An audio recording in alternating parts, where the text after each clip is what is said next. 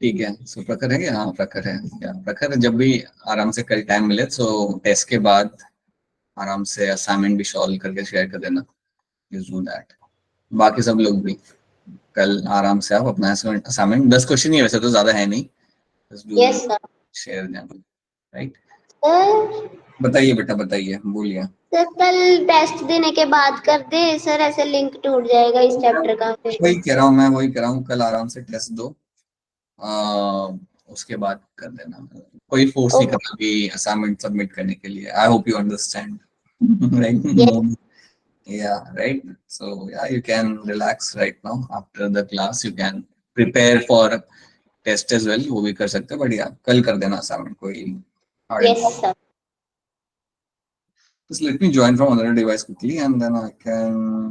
Good evening sir. Good evening Archana, good evening. Archana कैसे हैं आप?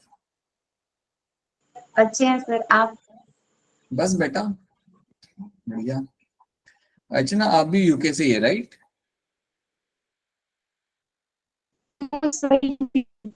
UP, okay right. ओके, हम भूल जाते हैं भाई, यूके यूपी का हम भूल जाते हैं। ऑलराइट चलिए, now let me start the screen share and Kiran Yadav, good evening.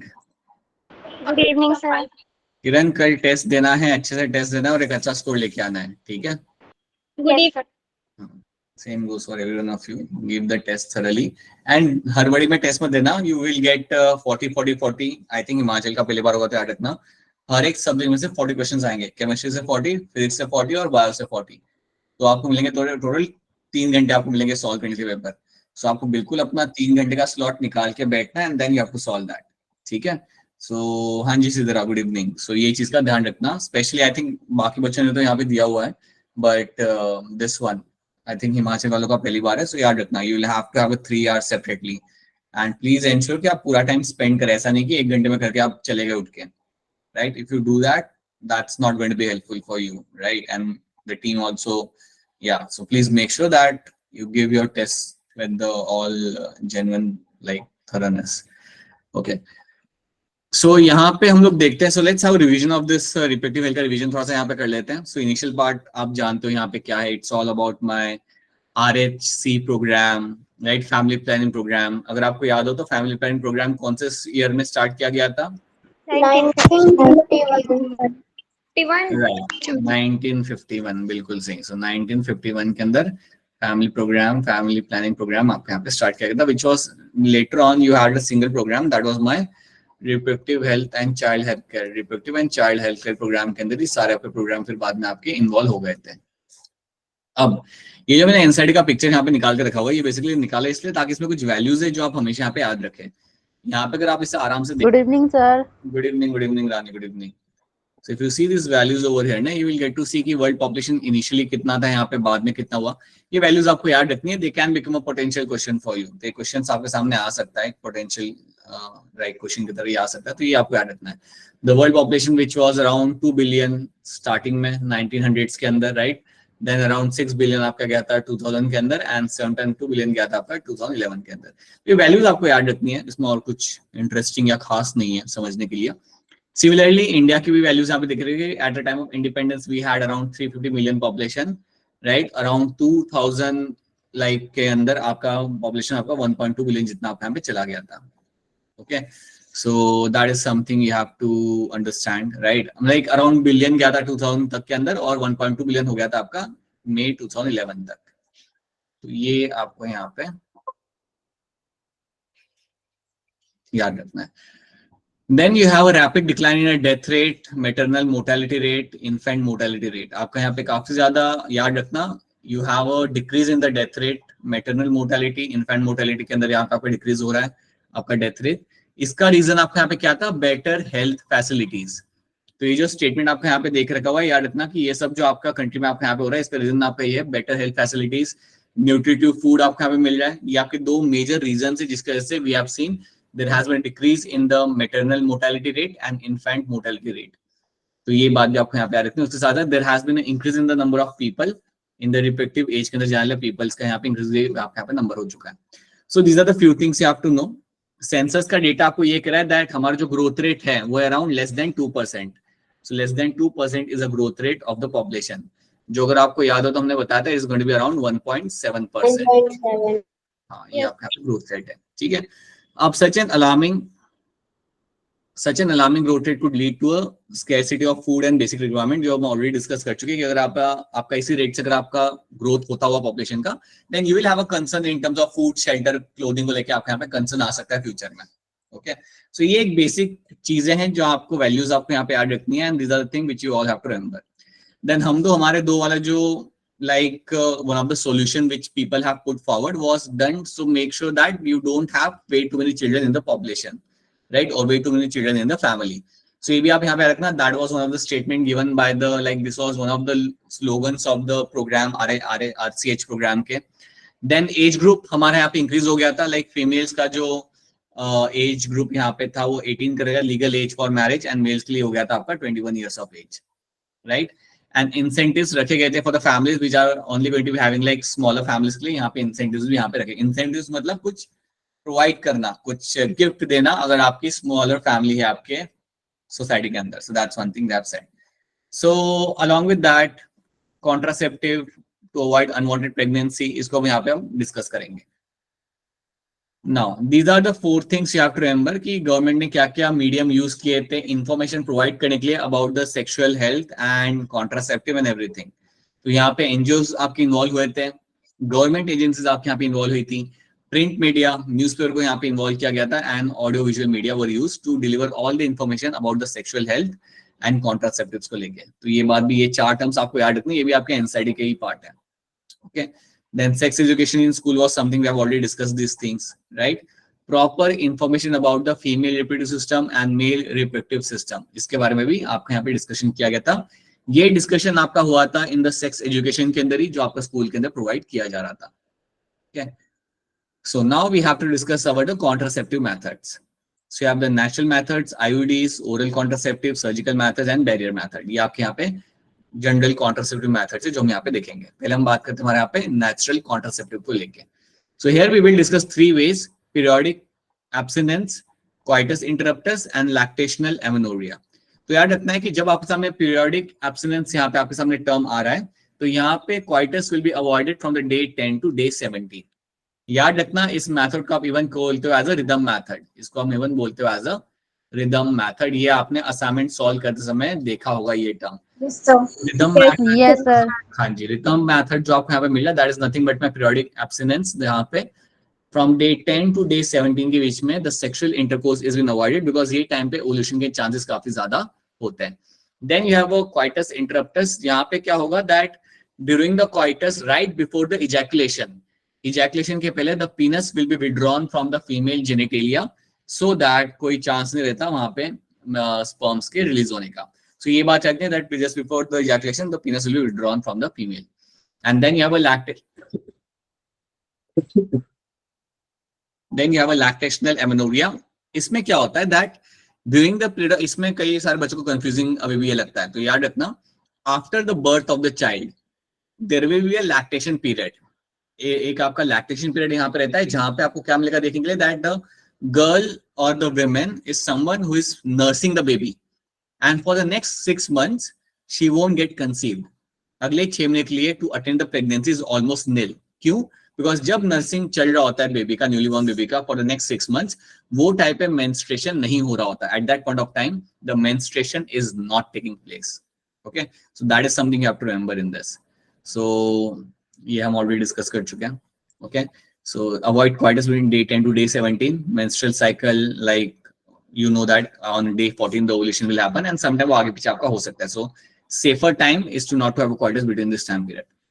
Coitus interruptus, male withdraws penis from the vagina, something we have discussed before the ejaculation. And then you have a lactational amenorrhea, absence of menstruation during lactation. So during lactation menstruation होगा नहीं, ovulation होगा नहीं. So this is a time when if someone undertakes a coitus, there is no chances of getting conceived. Right, so chance of pregnancy is almost nil for 6 months. याद रखना 6 महीने अगर वहां पे 2 साल लिखा हुआ है, then you know that's a wrong statement. अब एक बात याद रखना, हमने बहुत सारे क्वेश्चन सॉल्व किए हैं. हमने PYQ सॉल्व किए इसके, we have done the questions from the module as well. तो क्वेश्चन की प्रैक्टिस तो आपकी काफी हो चुकी है. You just have to revise your thing and just go through the questions which you have already done. कोई नए क्वेश्चन आपको सॉल्व भी नहीं करने। जो भी हमने क्लास में सॉल्व किया, जो मैंने आपको असाइनमेंट दिए, अगर आप उनको भी अगर आप एक बार देख जाते हो ना, आपको पूरा सारा रिकैप आपका वहां पे हो जाएगा, right. So that is something you have done. याद रखना, as no medicine or device are involved in this, side effects are almost nil. यहाँ पे side effect आपके बिल्कुल यहाँ पे nil होते हैं। बट एक और बात याद रखना, chances of failure are going to be slightly higher. यहाँ पे आपके जो failure के जो आपके यहाँ पे chances होते हैं वो थोड़े higher रहेंगे, because they are natural methods, right? So there are chances of failure happening, but side effects आपके यहाँ पे बिल्कुल nil रहेंगे। Then you have a barrier method. Now when you discuss the barrier method, you will be finding here the common barrier which are being discussed over here are going to be the male and female condoms are the very common barrier which are being used. अब जब हम इस barrier method की बात करते हैं, याद रखना condoms are also going to protect person from STDs. Other than avoiding any kind of possibility of getting conceived, they also protect from STDs जो हम discuss कर चुके हैं। याद रखना, देखो cervical cap हो गया या you have warts हो गए, they don't protect from STDs. But yes, male and female condoms are known to protect the individual from the STDs. So that's one thing you have to know. Okay. There are a latex sheet made up of the rubber. ये हम already जानते हैं यहाँ पे. Advantages, they avoid the unwanted pregnancy. ये तो है ही इसके advantage. उसके अलावा they protect from the STDs. STDs से भी ये protection आपको यहाँ पे मिल जाता है। हाँ जी, तो अनृत बताइए। सर डायाफ्राम और वॉल्ट्स भी तो वही काम करते हैं। नहीं, I'll tell you why. Diaphragm walls के अंदर क्या होता है? Let's say if coitus is taking place and a female is using a diaphragm, so male genitalia is going to release the male gametes, and the male genitalia which might have some pathogen is getting in touch with the female genitalia. So that is मेरी बात, right? But that is not happening with the male condom, because male condoms or female condoms are going to cover that particular genitalia, na? So there is no possibility of the pathogen getting in touch with the female reproductive tract. तो वो याद रखना। Okay. So prevent contact of genital fluid. Condoms disposable होते हैं, helps in preventing STDs. Something we have discussed. Diaphragm, cervical caps, and vaults are not going to do that. They are going to protect the pregnancy. They are going to avoid the pregnancy, but yes, they are not something we are going to protect from the STDs. याद रखना, these diaphragm vaults are reusable. Male and female condoms are disposable, ये आपके reusable आपके यहाँ पे हो जाएंगे। You have to use the creams and jellies also. Generally people use creams and jellies also along with them, which are going to be called as my spermicidal creams, to have a much more better chances of contraception. Okay, तो creams and jellies भी आपके यहाँ पे use की जाती है, which are nothing but my spermicidal jellies, जो sperms को लाइक किल करने में हेल्प करते हैं। So this is something you have to know, something we have already discussed all these things. Spermicidal creams and jellies and foams are usually used along with these barriers to increase their contraceptive efficiency. Right? Now you have the IUDs. So अगर आपके सामने question आता है कि सबसे acceptable IUD कौन सा हो, like सबसे acceptable contraceptive कौन सा कंट्री में, then your answer will be IUDs, right? They are inserted in the uterus. अब ये डॉक्टर करता है या सेल्फ इंसर्ट कर सकते हैं इसे? डॉक्टर हाँ, डॉक्टर या नर्स या ट्रेन पर्सन ही इसको यहाँ पे इंसर्ट कर सकता है। You can not be done by individual over here, right? Now IUDs are inserted by doctor or nurse, inserted in the uterus through vagina. So you have categories over here: non-medicated, copper releasing, and hormone IUDs, right? इनके नाम आपको यहाँ पे आ रहे हैं because you will find question based on them. Match the following तो आएगा ही आएगा, match the following इसमें से या कहीं और में से आना ही आना है, तो you should know all those names, कौन कहाँ पे लग रहा है, you should be very much clear with that. Then IUDs के बारे में एक स्टेटमेंट याद रखना, they are going to promote the phagocytosis of the sperm. सबसे पहली स्टेटमेंट आपको ये याद रखनी है, बिकॉज यही स्टेटमेंट आपके एनसाइड में मेंशन की है, they promote the phagocytosis of the sperm, right? Then अगर आपको कोई स्पेसिफिकली पूछता है कि कॉपर रिलीजिंग IUDs क्या कर रहे हैं, तो आपको फिर बताना है कि अच्छा वो स्पर्म की मोटिलिटी को कम करता है, सप्रेस करता है। बट अगर कोई जनरली अगर आपसे पूछा कि IUDs का काम क्या होता है, then you have to simply tell them they are going to promote the phagocytosis of the sperm. So sperm का phagocytosis आपका वो लोग यहाँ पे प्रमोट करेंगे। Now if they talk about, so if we talk about these IUDs, अगर हम copper releasing IUDs की बात करें, which is your CUT, CU7 and Multilode 375, तो ये कॉपर आयन को रिलीज कर रहा है, and these copper ion are going to suppress the sperm motility and fertilizing capacity. तो यहाँ पे sperm की fertility को या motility को I would say suppress किया जा रहा है, तो obviously sperm कभी भी आपके destination तक जो fallopian tube होता है वहां तक वो पहुंच नहीं पाएगा। तो motility जितना fast sperm दिख रहा है ना under the presence of copper ions, इतना fast वो नहीं होता, right? Then uterus worm के अंदर या will be, okay, that is a different thing. Okay, now you have other IUDs over here, they make the uterus unsuitable for implantation. तो यहाँ पे uterus like hormonal IUDs जो आपके यहाँ होते हैं, they make the uterus unsuitable for implantation and they also make the cervical mucus thick. ये cervical mucus को hostile कर देते हैं. Hostile मतलब hostile for sperms. Hostile for sperms, so they make the cervical mucus thick, or I would say hostile. It would make them hostile for sperms. So hostile कर देते हैं sperms के लिए. Right. So that means what will happen that your sperms will not be able to will find it difficult to move from that area, in that area. So याद रखना पहली चीज, they make the unsuitable for implantation uterus को, and they also keep the cervical mucus hostile or thick जहाँ पे आपके sperm पास नहीं हो सकते हैं. That's your hormonal IUDs in this. So याद रखना, they are the most widely accepted IUDs in the countries. IUDs यही सबसे widely accepted आपके यहाँ पे होते हैं. And this is done to have a delayed pregnancy. मैं आपको पहले बताया था, ये insert करा तब जाता है when the couple are very sure कि अगले 3 से 5 साल के लिए they are not looking forward to have a baby, right? That's when you go for the IUDs, right? So ये भी आपको एक clearly याद रखना है कि इसे कब use किया जाता है. These are the questions we have already done, so we won't be spending time on them. Let's have a look at the oral contraceptive. So ये हमने IUDs यहाँ पे देख लिया. अब बात करते हैं oral contraceptive को लेके. याद रखना, they will have a combination of progesterone and estrogen. ये दो के combination आपको मिलते हैं oral pills के अंदर. अब oral pills के अंदर कई बार आपको सिर्फ progesterone भी मिल सकता है, but ये combination आपको generally देखने के लिए मिलता है, right? अब कोई मुझे बता दे कि oral pills को generally किस तरीके से consume किया जाता है by a female to avoid getting conceived. ये आपको hand raise करके मुझे बताना पड़ेगा कि how the oral contraceptive are going to work, right?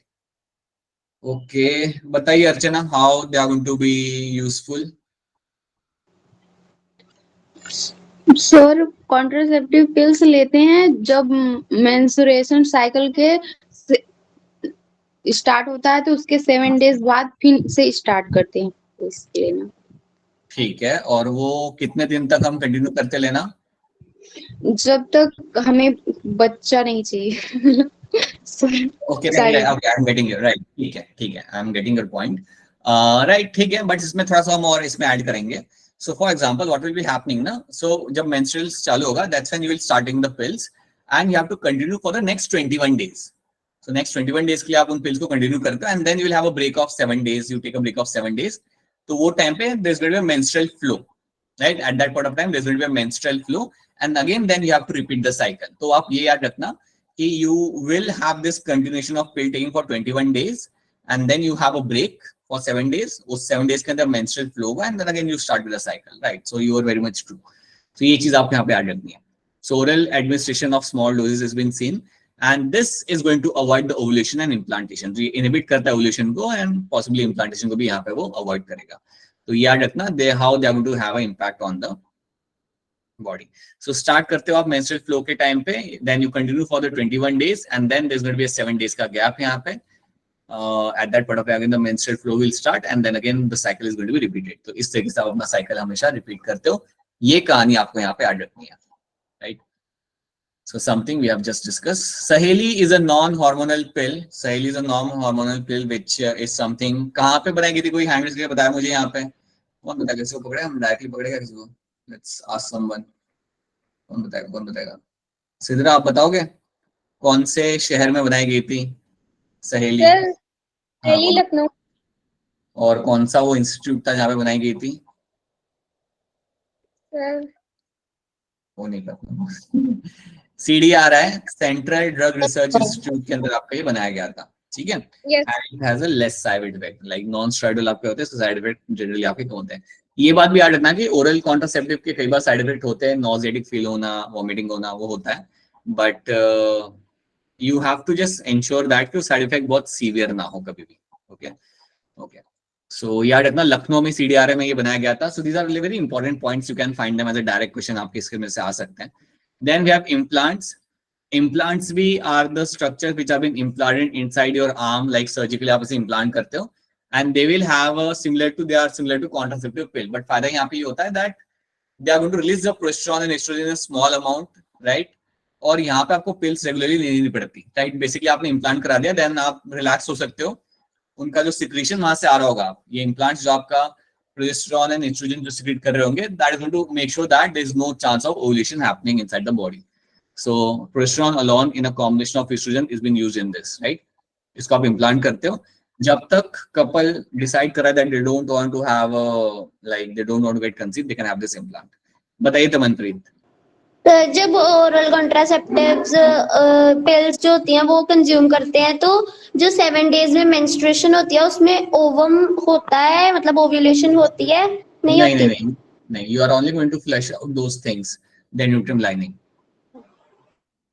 बस उसको आप फ्लैश आउट कर रहे हो, ठीक है? बाकी Okay. So this is your implant under the skin in the subdermal layer के अंदर आप इसे डाले तो, और ये निकालना भी काफी आसान होता है। So that's implant and similar to oral pills ही आपको मिलेगा यहाँ पे, same combination of progesterone and estrogen will be seen in this. Then you have emergency contraceptive which are taken within the 72 hours of the coitus. So that's just one of the term you have to know. ये question आपको assignment के अंदर भी मैंने दिया था, I hope सबने assignment देखा होगा और सॉल्व भी किया होगा। Yes, sir. So I pill and moderate 72 hours, some of the 2 examples over here, right? So this is something which has been done right after the sexual assault or unprotected coitus के बाद, ये generally recommend किया जाता है। Okay, so that is something we have done. यहाँ पे वो कहानी है जो मैंने आपको already आप जानते हो about the ovulation, the story of ovulation has been shared over here. Then we have a sterilization technique. अब ये होता है irreversible. Sterilization एक बार ये हो गया, then it is going to be irreversible यहाँ पे। तो ये आपको बहुत सिंपल है समझना कि इसमें होता क्या है। मेल्स के अंदर द वास्ट डिफरेंस को कट करके हम यहाँ पे टाई करेंगे और फीमेल्स के अंदर हम फेलोपियन टिप को कट करके यहाँ पे टाई करेंगे। सो that is what you find in the tubectomy and vasectomy. अब याद रखना, अब मुझे बताओ, अगर कोई मेल है, अगर उसके अंदर वासेक्टोमी किया जा रहा है तो क्या उसके अंदर स्पर्मेटोजेनेसिस होगा या नहीं होगा? होगा सर। होगा, बिल्कुल होगा। वहां पे स्पर्म फॉर्मेशन आपका नेचुरली कॉमन तरीके से जैसा होता है वैसे आपको वहां पे होगा। मुझे बताइए, क्या वो स्पर्म मुझे कभी यूरेथ्रा के अंदर देखने के लिए मिलेंगे या नहीं मिलेंगे? No sir. यूरेथ्रा में मुझे नहीं मिलेंगे देखने के लिए। क्या मुझे वो स्पर्म एपिडाइडाइमिस में देखने के लिए मिलेंगे नहीं मिलेंगे? Yes sir. एपिडाइडाइमिस में आपको मिल जाएंगे, but you don't find those sperm reaching the urethra. That's something you have to know. मेरा सवाल आपसे ये है, during the coitus when the ejaculation will happen, so ejaculation will have sperm और no sperm? No sperm. So what will be there instead of sperm? What will be there in that particular fluid? Only वो gland secretion. हाँ, seminal plasma उसे हम बोलते हैं।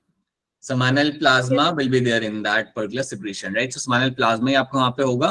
You don't have sperm over there. So semen basically will have semen minus sperm, right? Seminal plasma will be there in the secretion. ठीक है? तो ये आपको यहाँ पे याद रखना है। This is something you have to know. It's a very simple thing. Okay हाँ, बट वो क्वेश्चन घुमा के पूछ सकते हैं आपसे कि स्पर्म फॉर्मेशन होगा नहीं होगा। So that is something you should be clear with. Tubectomy में याद रखना, similarly the fallopian tube is cut and tied over here. यहाँ पे ओवा फॉर्मेशन होगा हमेशा की तरह हर महीने, but that won't be able to reach to its destination, right? Because you have a tubectomy taken place over here. ये टेक्निक्स आपके रिवर्सिबल होती है। So when a couple decide to have this procedure done, they are very sure that they don't want to have much more larger family, right? तो ये आपको यहाँ पे याद रखना है। So something I've discussed with you, semen has a sperm and seminal plasma, right? But vasectomy कराने के बाद the ejaculation will only have the semen will have no sperm. It will only have the seminal plasma, right? Reverse नहीं किया जा सकता generally इसके अंदर ये करने के बाद. So that's something you should be knowing, right? I have told you this already that even for stray dogs के लिए भी ये कराया जाता है, काफी well known है कि वैन आती है स्ट्रे डॉग को पकड़ के लेके जाती है और उन्हें करके स्टेरिलाइज करके लाती है वापस। आपने कभी ये देखा है होते हुए कभी अपने एरिया में? ये देखा? Alright, अच्छा, I think आपको ने देखा है। Alright, so yeah, but this is something which is done for animal as well. अब इसका आंसर प्राउड वैसे हम लोग को बता दो, कहाँ इसके अंदर हम ज्यादा वक्त लगाएंगे? उसके अंदर क्या होगा इसका आंसर? ऑप्शन क्या ए बोल रहे हो आप लोग? ए बता रहे हो इसका आंसर? हाँ, see, right. Sperm motility is going to decrease हो रहा है, सप्रेस स्पर्म मोटिलिटी। तो कॉपर आयंस जो रिलीज किए जाते हैं आयोडीन में से, they going to decrease the sperm motility. ठीक है, ये क्वेश्चन हम पहले भी कर चुके हैं। Which of the following is a hormone releasing iodine? में से कौन सा हार्मोन रिलीजिंग आयोडीन आपका यहाँ पे हो जाएगा? रुक जाओ, ABCD बोलो जोर से, क्या होगा इसका आंसर? बैटमैन वाला बी। Got it. हाँ, ठीक है, बी। हाँ, alright. Then which of the following is not the method of contraception? इनमें से कौन सा मेथड नहीं है कॉन्ट्रासेप्शन का? बताइए। Batman sir. Option B ma'am. समझ गया, ठीक है। अब मुझे कोई ये बताइए हैंड रेस करके कि चलो ये पिल्स के अंदर नहीं होता, ऑक्सीटोसिन रेस्टोसिन आपको पिल्स में नहीं मिलता, कोई मुझे बताइए हैंड रेस करके कि क्या काम होता है ऑक्सीटोसिन का और वेसोप्रेसिन का। Any one of you can raise your hand and tell me what is the role of oxytocin. Hand raise करके बताइए कि जनरली ऑक्सीटोसिन का काम क्या होता है एक फीमेल बॉडी के अंदर। बस 3 लोग। इतना पढ़ाने के बाद, इतना सुकून से पढ़ाने के बाद बस 3 लोगों ने हाथ खड़े किए कि बस। क्या चीज पूछे हैं? क्वेश्चन यहाँ पे ये है कि आप मुझे ये बताना है कि ऑक्सीटोसिन और वेसोप्रेसिन, या ऑक्सीटोसिन का रोल बताओ मुझे एक फीमेल बॉडी के अंदर, ऑक्सीटोसिन का रोल वहां पे क्या होता है, ये मेरा आपसे सवाल है। ठीक है, हमने कभी ना कभी तो ये पढ़ा है ना, ह्यूमन रिप्रोडक्शन वाले चैप्टर में हमने ये चीज पढ़ी है। So you should be all those thing. तो आई एम स्टिल वेटिंग। बाकी लोग कहाँ है बेटा? बाकी लोग, Akshara is not in the class. Akshara है ही नहीं क्लास। अच्छा, अक्षरा तो है क्लास। अक्षरा, आपको याद नहीं आ रहा what is the role of oxytocin? अरे Akshara, how this is going to work? कैसे चलेगा ऐसे? बताओ जानवी, बोलो। सर ऑक्सीटोसिन यूट्राइन कॉन्ट्रैक्शन करवाता है वॉल्स का। और ये कब होगा जनरली होते हुए?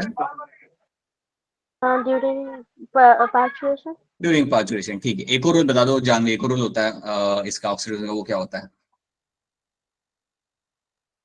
तो ठीक मैं है, बताऊं? रुक जाओ बेटा, रुक जाओ। चलो बता दो, तो मनप्रीत आप बता दो क्या होता है एक role. Milk ejecting hormone. Milk secretion hormone, right? It will stimulate the milk secretion, right? बहुत बढ़िया। मुझे काफी खुशी होगी अगर आप में से कोई हाथ खड़े करके वेसोप्रेसिन का रोल बता दे। ये तो हमने नहीं पढ़ा, ये 11 का टॉपिक है, but I will be happy to know if you can tell vasopressin का रोल। चलिए ट्राई करिए। मोनिका, क्या होता है वेसोप्रेसिन का रोल?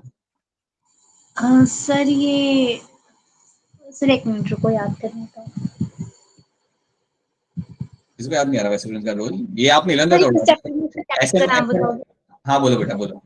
सर चैप्टर का नाम। चैप्टर का नाम बताएंगे? अच्छा अच्छा, अरे बहुत बढ़िया बेटा। Sir reabsorption of water. कहाँ से? रेनल ट्यूब्यूल से, किडनीज के। राइट, बिल्कुल सही। That's going to be absorption of water from the renal tubules. Yes, vasopressin मालूम होना चाहिए बेटा, 11 का भी आपको मालूम होना चाहिए। आप ऐसे नहीं बोल सकते कि नहीं सर हम तो 12th में आके हमने पढ़ाई चालू की है। You have also done the 11th grade as well. Okay, most important component of oral contraceptive यहाँ पे क्या होगा? करिए हैंड रेज इसके लिए।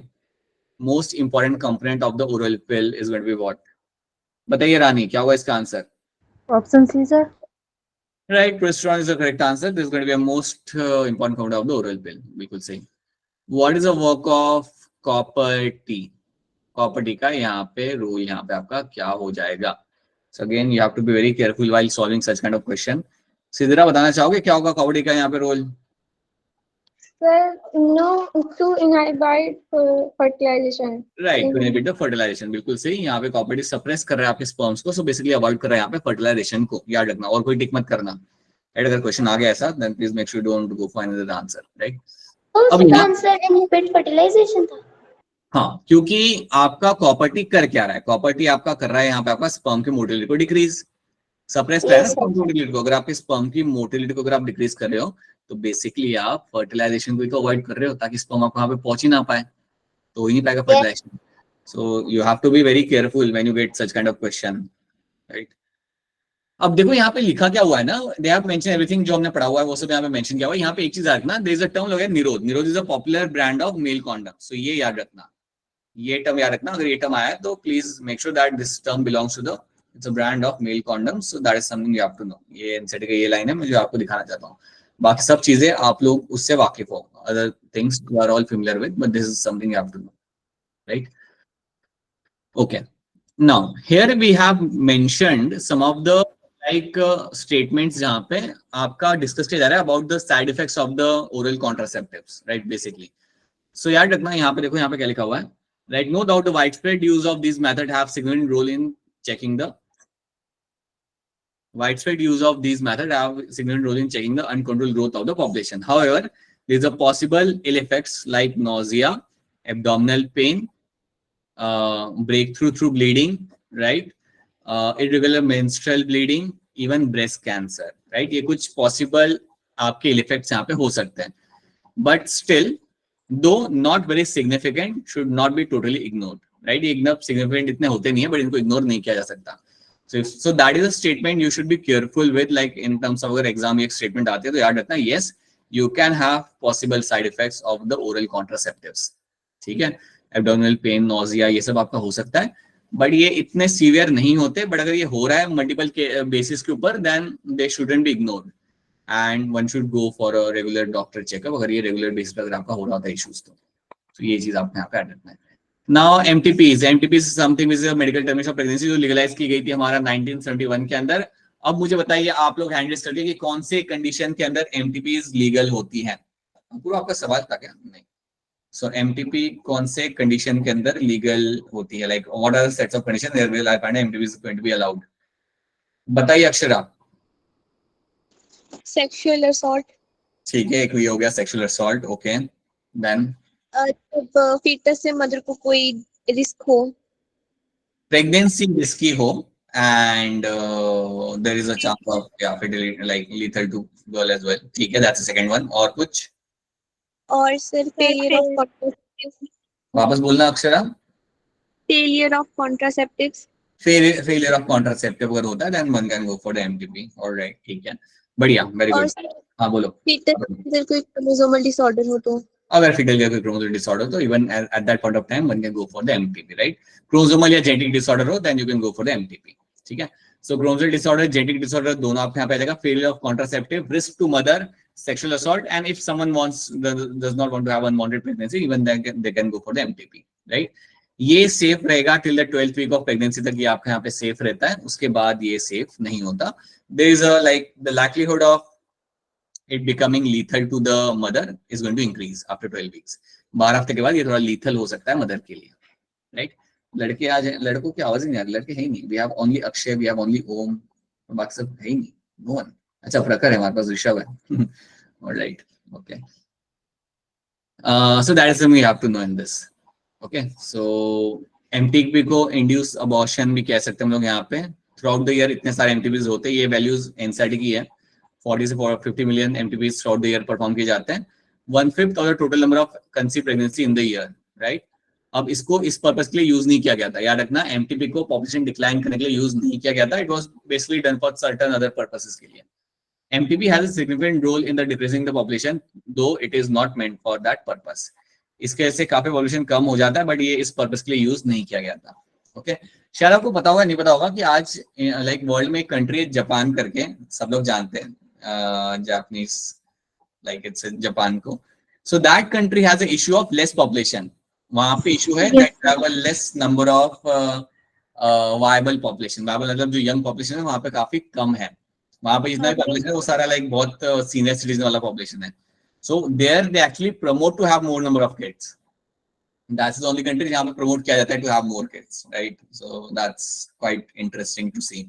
कि वहाँ पे you have the population, viable population आपका वहाँ पे काफी कम है। वायबल मतलब जो रिप्रोडक्टिव एज के अंदर आता है वो काफी कम है वहाँ पे, and that is not good ना, because you need a working population जो लाइक आपकी जो कंट्री को रन करने की जो एक्टिविटीज उसमें वो इन्वॉल्व हो, but they have a much more senior population over there in a much more higher number, so that is a concern for them. So वहाँ पे वो लोग they promote, they have a different they must be having a different program over there, right? So yeah, they promote over there to have a more babies in the family, ठीक है। तो ये आप यहाँ पे याद रखना, फीमेल फिटिसाइड को रिस्ट्रिक्ट किया गया है through out the country, something you all, बल्कि 1971 में लीगल किया ही इसलिए इस तरीके से गया था ताकि आप उसमें पैरामीटर्स डाल सको कि कब ये कर सकते हो, कब आप ये नहीं कर सकते। That's why it was legalized in 1971। जब आप किसी चीज को लीगलाइज करते हो ना तो उसको रेगुलेट करना ज्यादा आसान होता है। ये कभी आप बात समझना, एक अगर मैं आपको इसका एग्जांपल दूं ना, कि जब आप किसी चीज को लीगलाइज करते हो देन उसे गवर्नमेंट रेगुलेट करती है, और जब उसे गवर्नमेंट रेगुलेट करती है तो उसको कंट्रोल करना ज्यादा सही होता है। I give one example topic से थोड़ा अलग है, but you will understand this thing that in Switzerland there used to be a very high cases of drug abuse का केस वहां पे काफी ज्यादा होता है, राइट। सो ड्रग्स अब्यूज के केसेस वहां पे काफी ज्यादा हुआ करते थे। तो बेसिकली वहां पे क्या होता था, like young youth used to consume drugs, right, using a syringe and everything, and they used to like सड़कों पे वो लोग मिल जाते थे आपको, लाइक गिरे पड़े हुए आपको मिल जाते थे, right. So that was a major concern over there. So what they did over there ना, एंड उससे डेथ भी काफी हो रही थी. People used to die because of overdose. So drug के ओवरडोज से भी लोगों की काफी डेथ होती है. ये आप सीखोगे, एक चैप्टर आपका आएगा जिसमें आप ये देखोगे. So overdose is one of the reason for a large number of death in the people who are consuming the drugs, right. उसके अलावा आप जानते हो एक एसटीडीज भी यहाँ से होती है. Like one of the STDs like your HIV also something is very prevalent because of the drug abuse, right.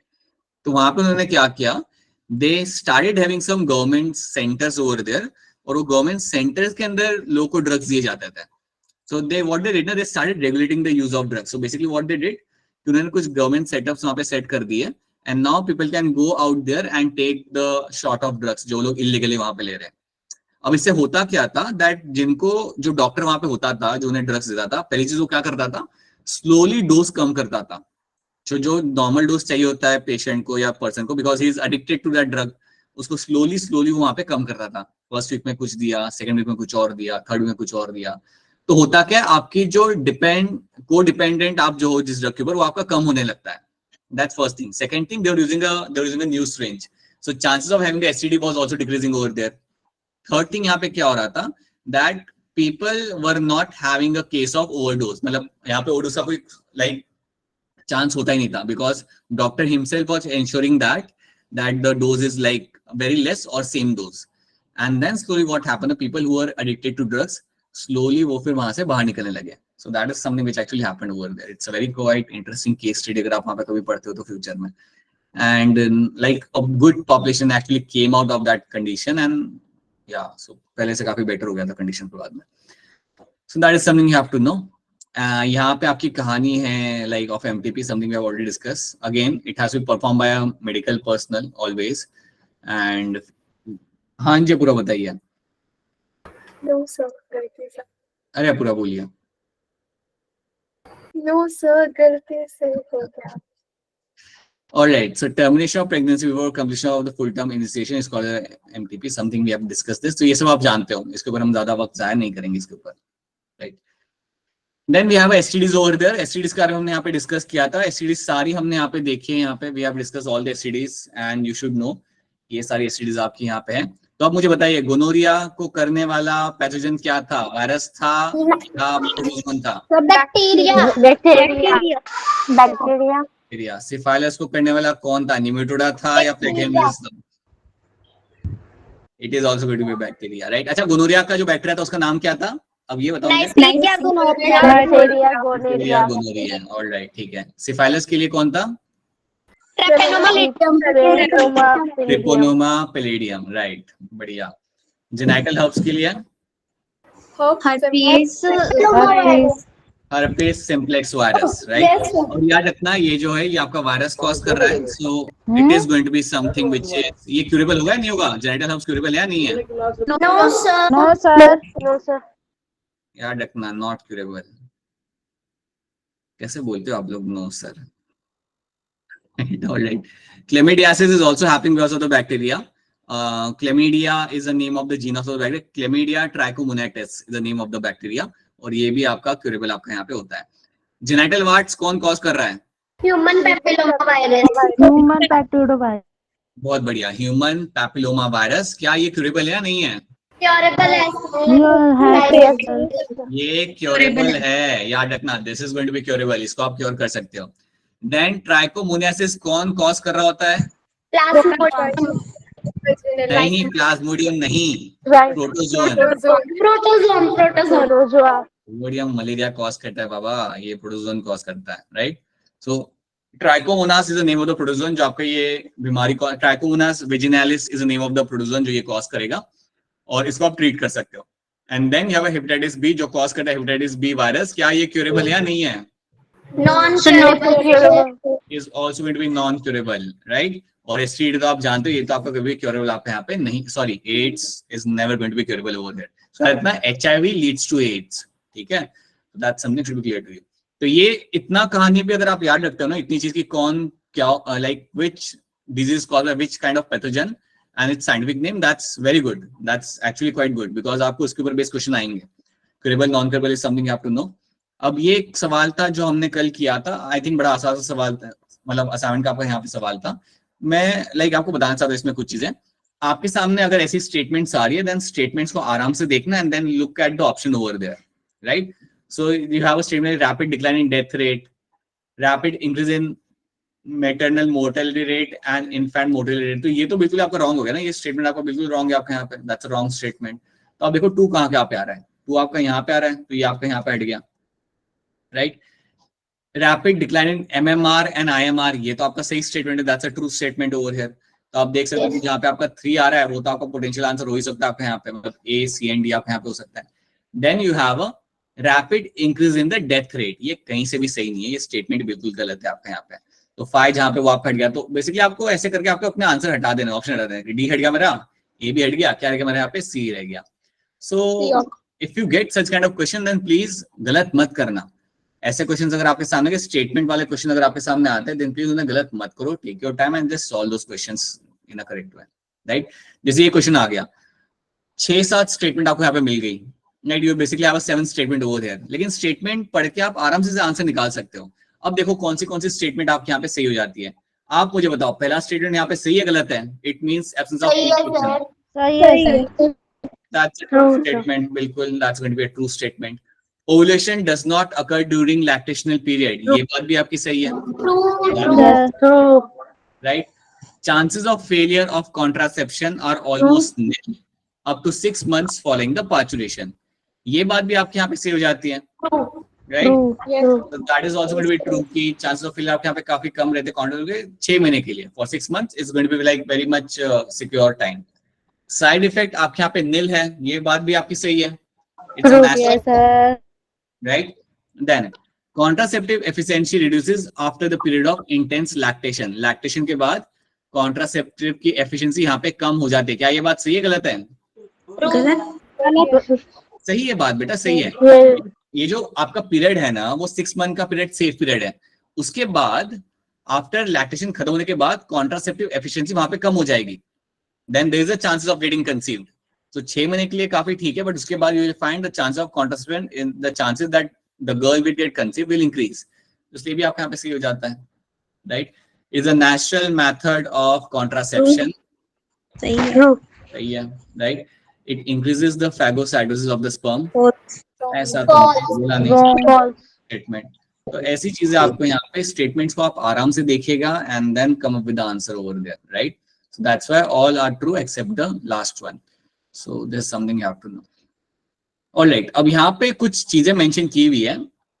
अगर किसी को कोई STD होता है, if someone gets suffered with a STD, now that can lead to certain complications. अगर उसे treat नहीं किया, देखो यहाँ पे क्या लिखा हुआ है, absence or less significant symptoms in the early stage of infection or and the social stigma attached to the STD deter the infected person to going through a timely detection and proper treatment. क्योंकि early symptoms को ignore करते लोग या social sigma होता है तो लोग doctor के पास नहीं जाते प्रॉपर ट्रीटमेंट के लिए। अब इससे क्या हो सकता है, what can happen because of that, this leads to complications later, इसके वजह से फ्यूचर में कॉम्प्लिकेशंस आ सकती है, which includes pelvic inflammatory disease, PID जिसे हम कहते हैं यहाँ पे, जो मैं आपको बोल चुका हूँ कि पेल्विक एरिया में इन्फ्लेमेशन हो सकता है, दैट्स वन थिंग। अबॉर्शन हो सकता है वहां पे, अगर कोई प्रेग्नेंट लेडी है then abortion can happen. Still birth, baby born हुआ बट वो ऑलरेडी डेड है, right. Ectopic pregnancy is a possibility. Infertility भी हो सकता है अगर इन्फ्लेमेशन होता है एपिडिडाइमिस के अंदर, then that can lead to infertility and even cancer of a reproductive tract. तो ये जो चीजें यहाँ पे लिखी है ना, ये भी याद रखना, they are the statements of the NCERT। So STI और STD is a major threat to the healthy society. तो ये स्टेटमेंट्स आते हैं, ये सब हो सकता है, हमने डिस्कस किया था, बट आपको भी ये बात याद रखनी because they are also key things over here. STDs हमारे यहाँ पे सारे ये हैं, right. Common symptoms, please common symptoms सब लोग याद रखना। Burning sensation in the genitalia is one of them, pain हो गया, inflammation in the genitalia, abdominal pain, low grade fever, fluid discharge from the genitalia, ये आपके रहते हैं यहाँ पे generally common symptoms of the STDs, right. Syphilis के बारे में याद रखना, ट्रिपोनेमा पैलिडियम के बारे में हमने बात किया था, सेक्सुअल कॉन्टैक्ट से ये हो रहा है, क्योरेबल है ये एंटीबायोटिक्स के साथ। अब मुझे कोई बताए, इसमें मैंने कुछ बात की थी अबाउट स्टेज 1, स्टेज 2, स्टेज 3 के बारे में, कोई बताएगा इन स्टेजेस में क्या होता है? किसी को अगर याद आ रहा हो तो सिफिलिस के अंदर क्या चीजें होती है आपको मिल जाती है, क्या बात है? आप लोगों ने हैंड रेज कर दिया, बताइए अपूर्वा।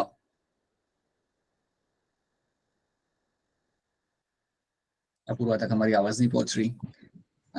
दीक्षा आप बताइए क्या होगा इसके अंदर?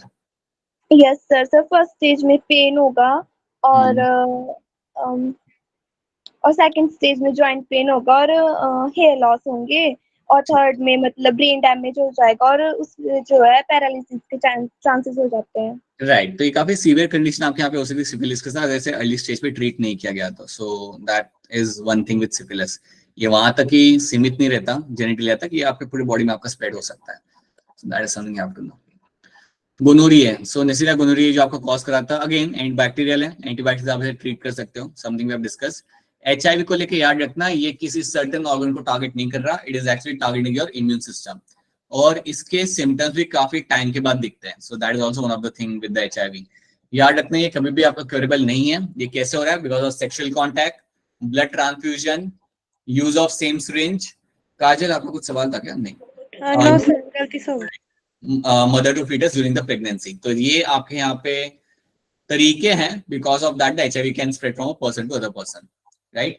याद रखना, मैंने आपको पहले बताया था, एचआईवी टारगेट करता है आपके इम्यून सिस्टम को, it will go and target the डब्ल्यूबीसीज, ये जाके डब्ल्यूबीसी को यहाँ पे टारगेट करेगा ताकि उनका काउंट यहाँ पे कम हो जाए। सो that is what you will find, कि आपका इम्यून सिस्टम यहाँ पे वीक हो जाता है। Person having HIV will then have a condition of AIDS, अगर उसका इम्यून सिस्टम बहुत वीक हो गया, उसे कई सारी बीमारियां होने लगी तो इसको तो आप सेपरेटली अलग से पढ़ोगे एचआईवी को आगे वाले चैप्टर में। हेपेटाइटिस बी कॉज करा ये वायरस, याद रखना, it is also not curable. Genital herpes, human simplex virus, इसको आप क्योर नहीं कर सकते, याद रखना। जेनिटल वार्ट्स, इसमें क्या मिलेगा आपको? वार्ट्स ऑन द जेनिटलिया, रेडेड वार्ट्स आपको मिल सकते जेनिटलिया के ऊपर, लेकिन ये ट्रीटेबल होता है। Human papilloma virus is something which can actually, it can be treated, ये वायरस को आप ट्रीट कर सकते हो, जेनिटल वार्ट्स वाले वायरस को। And then have a trichomoniasis, protozoa है आपका ये, ट्राइकोमोनास विजिनलिसिस वाला, ये आपका क्योरेबल होती है कंडीशन। सो दैट्स इट, ये हमें यहाँ पे याद रखना है। This something we have discuss, this something we have seen, right. ये क्वेश्चन में काफी लोगों को कल के असाइनमेंट में काफी लोगों को दिक्कत आ रही थी, काफी लोगों को ये क्वेश्चन बना नहीं। अब देखो, कभी अगर ऐसा क्वेश्चन आपके सामने आ गया तो पहले आपको याद रखना है दैट जिसका वैल्यू सबसे कम है ना, वो आए हैं आपके रिकॉम्बिनेंट। जो प्रोजीनी का वैल्यू सबसे ज्यादा कम आपको यहाँ पे दिख जाएगा, वो आपको काफी क्लियरली दिख भी जाएगा, right. That value is the recombinant one over here. अब आपको क्या करना है, आपको अगर पूछा कि इन दो जीन के बीच में क्या डिस्टेंस है, आपको बस उनका सेंटीमीटर फाइंड करना है, बड़ा आसान है। You find the RF over here, RF is equal to number of recombinant upon total number of progeny into 100। तो आप यहाँ पे आप क्या करोगे? 50 प्लस 50 अपॉन 450 प्लस 450 900 और प्लस 50 प्लस 50 1000 इनटू 100। अब जब आप इसे आप सॉल्व करते हो तो बेसिकली आपका जो आंसर यहाँ पे आएगा दैट विल बी 10%। अब उसी परसेंटेज को हमें कन्वर्ट करना है सेंटीमॉर्गन के अंदर, तो आपका आंसर यहाँ पे आ जाता है 10 सेंटीमॉर्गन, जो आपका एल्फ्रेड स्टुअर्ट ने हमें बना के दिया था। तो यस, ऑप्शन सी बनेगा यहाँ पे करेक्ट आंसर। तो ये क्वेश्चन में काफी लोग अटक गए थे, काफी स्ट्रेंज लगा था जब बच्चे अटक गए थे, लेकिन आई होप आपको समझ आ रहा है। इट्स अ सिंपल क्वेश्चन, कुछ नहीं है इसके अंदर, बड़ा आसान सा सवाल था। ओके, देन इनफर्टिलिटी की यहाँ पे बात कर लेते हैं। Infertility is a cause of not having a family in the population. So if a couple is living together, having a sexual cohabitation, and if they are not able to conceive a child, then that's a reason of your infertility. So there can be multiple reasons: physical, congenital, disease, drugs, immunological, कई सारे reasons होते हैं जिससे infertility किसी भी couple को हो सकती है। Now let's remember these techniques. In techniques को हम directly यहाँ पे सीख लेते हैं कि इन techniques में आपकी क्या बात की जाती है।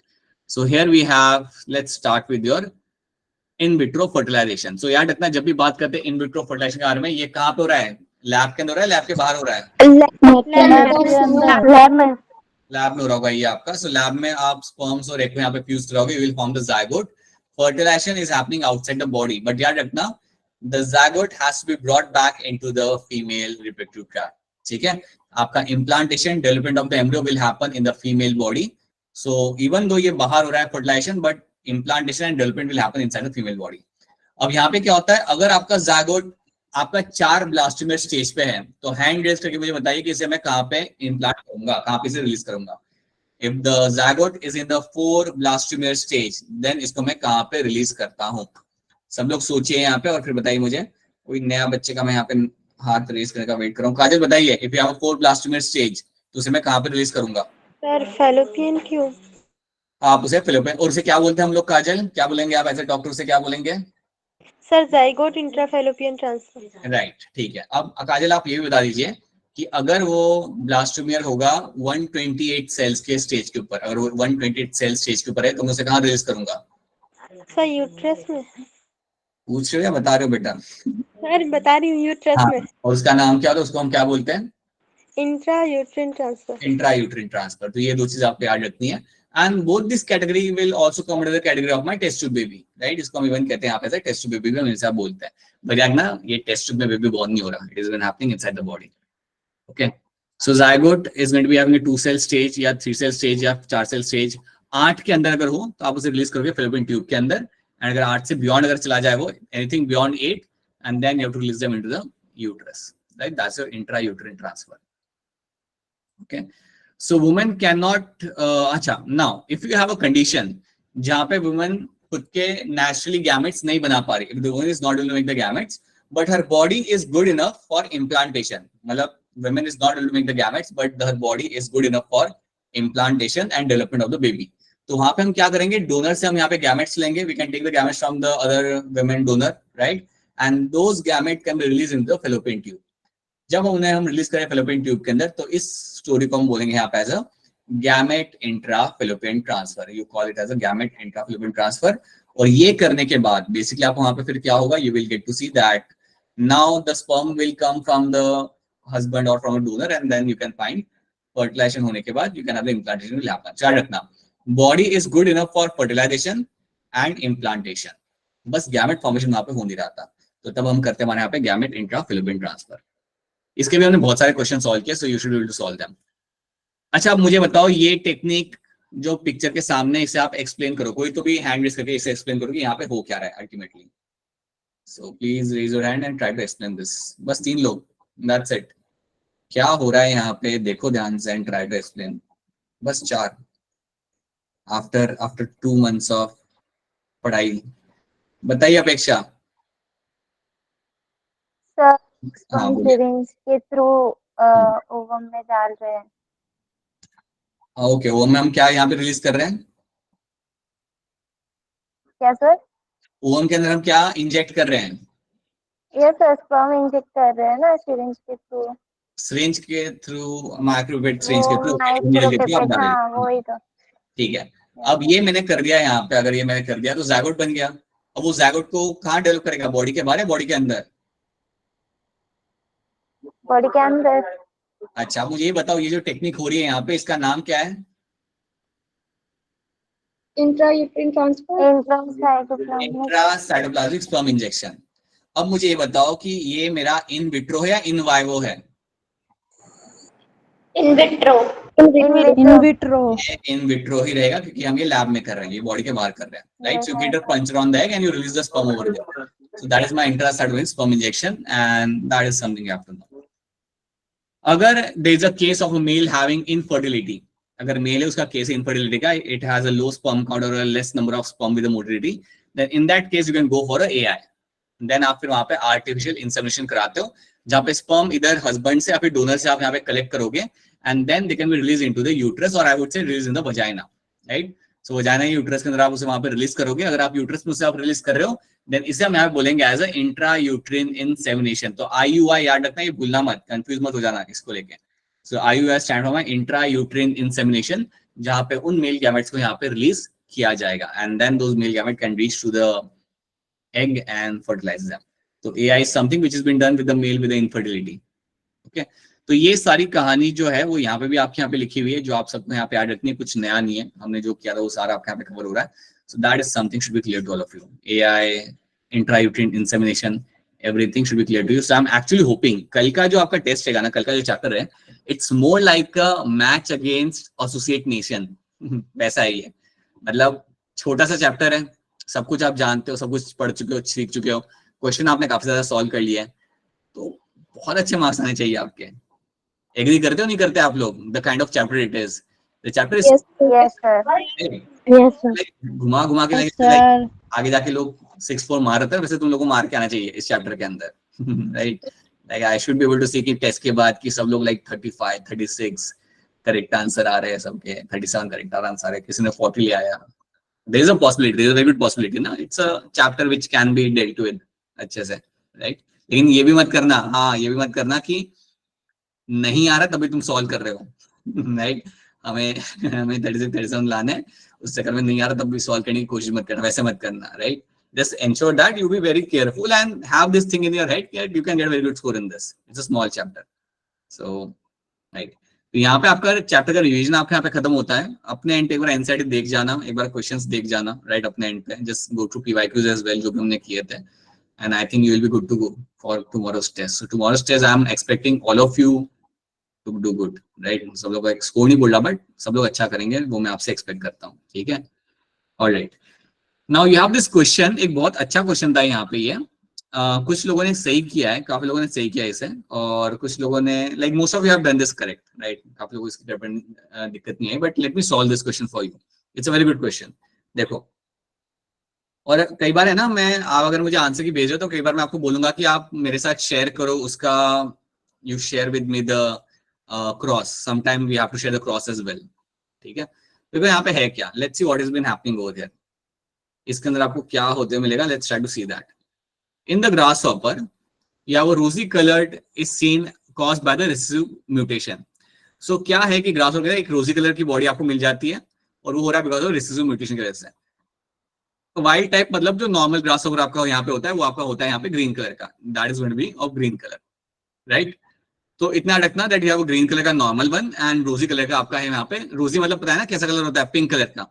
Try to match pink in colour जो काफी रेयर होता है. बिल्कुल यहाँ पे होता क्या है. So now let's say capital G को हम यहाँ पे देते हैं for a green and small G को हम यहाँ पे देते हैं एज अ पिंक, जो आपको वैसे भी रिसेसिव एलील है, right? If a gene of a body colour is on the X chromosome, what kind of progeny would be obtained from mating between the rosy female and the wild type male? आपको इन्होंने बोला हुआ है कि जो X chromosome आपका होता है उसके ऊपर ये जीन लगा हुआ है. X क्रोमोसोम के ऊपर आपका ये जो बॉडी कलर का जीन आपका लगा हुआ है. तो अब देखो आप यहाँ पे आप किसको क्रॉस करा रहे हो, क्रॉसिंग अ रोजी फीमेल, एक रोजी, रुक जाओ,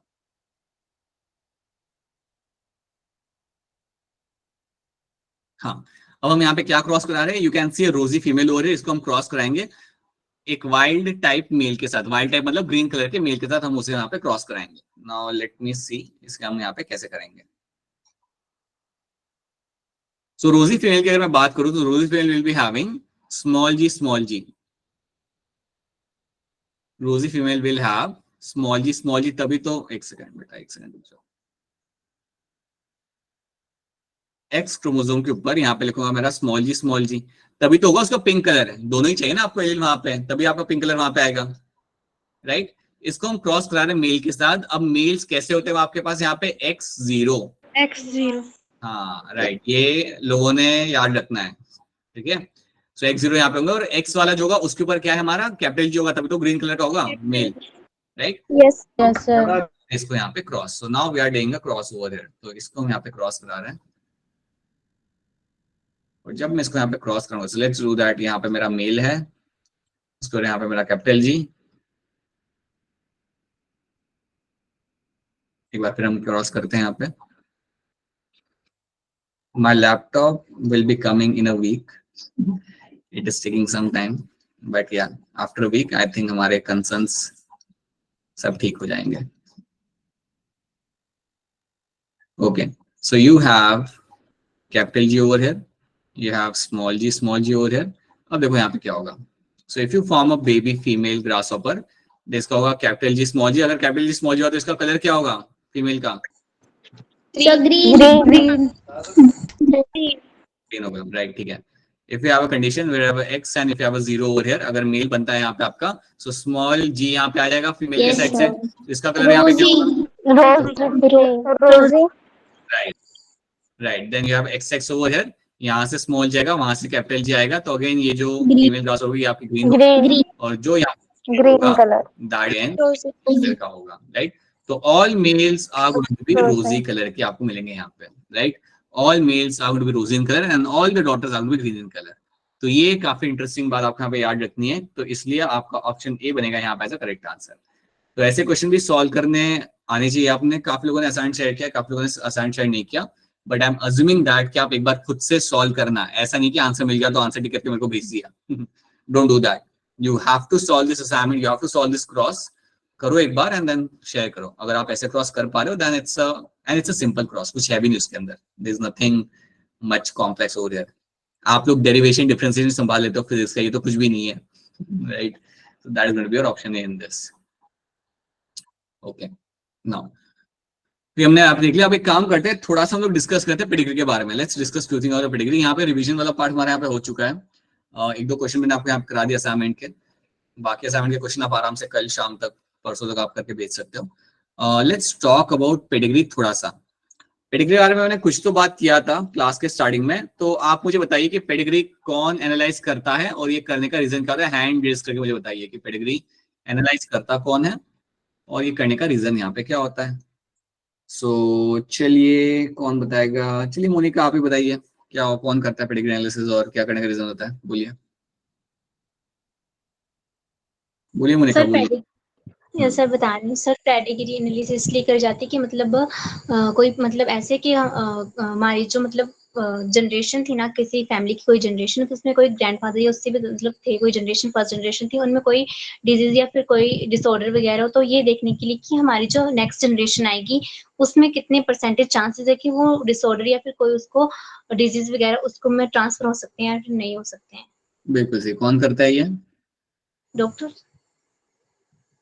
genetic counsellor. Genetic doctor slash genetic counsellor, ठीक है, ऑलराइट, ठीक है। एंड कैसे करता है? सर वो सिंबल्स बनाए और सिंबल्स और शेप की हेल्प से करते हैं। और सिंबल्स बनाए होते हैं, जैसे मेल के लिए स्क्वायर बॉक्स होता है, फीमेल के लिए सर्कल होता है। अगर उनको लिंक कर देंगे तो दैट मींस उनकी वो मैट True, एंड true, right. I'm getting this. I'm just try to imagine you go to a doctor and he starts making symbols over there. कि देखिए, ये आपके दादाजी थे, ये आपकी दादी थी. That's how it starts. Not really, ऐसे नहीं होता वो. They have a much more better way to explain you all those things. But हाँ, हम ये symbols को याद रखेंगे so that we know how to solve the pedigree over here. ठीक है? तो यहाँ पे कुछ symbols आप यहाँ पे देख पाओगे. Let's have a look over here.